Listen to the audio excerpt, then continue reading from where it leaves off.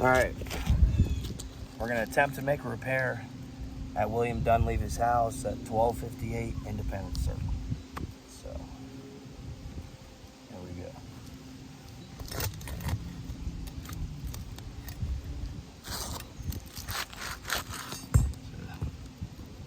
Hail damage here, right here on these, just on this one shingle. So we're gonna try to repair this.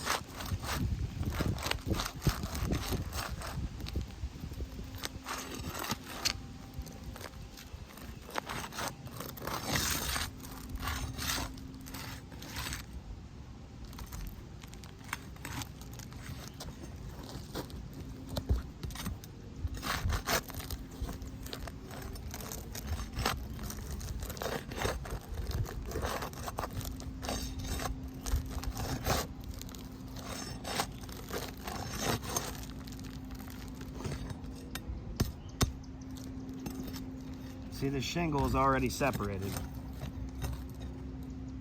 Already separated here.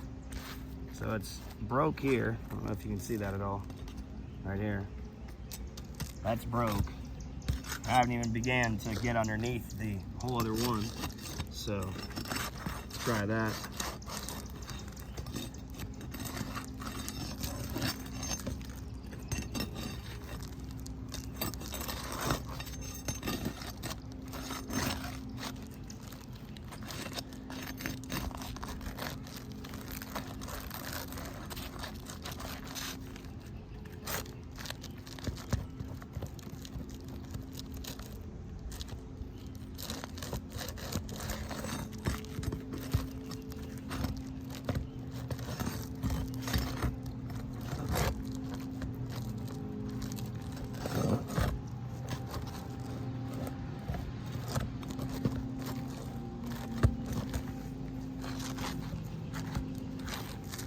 Here's all I'm able to get from this shingle.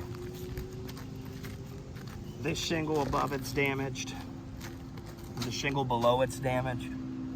So, and the shingle correct right here is damaged. So the shingle above it is now creased, torn. Underneath, that underlayment's torn.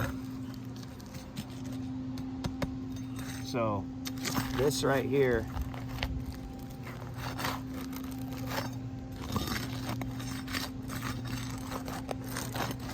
example of a non-recoverable shingle. And at this point, I'm not doing my due diligence by stating that this shingle is not recoverable. There's a heavy crease line above here now. Wind it from heavy crease line from trying to get this over. As you can see, these two are interlaced, so there's no way to get this properly installed. The only way would be to mess up this. And if you know, like we're doing now I need new underlayment for this valley and that valley. And these valleys are on both the front and the back. So these valleys are unavoidable in the sense of getting things replaced. So this is what we would call a not repairable shingle. Due to the specifications of what you're asking me to install, I'm stating that I cannot install it that way.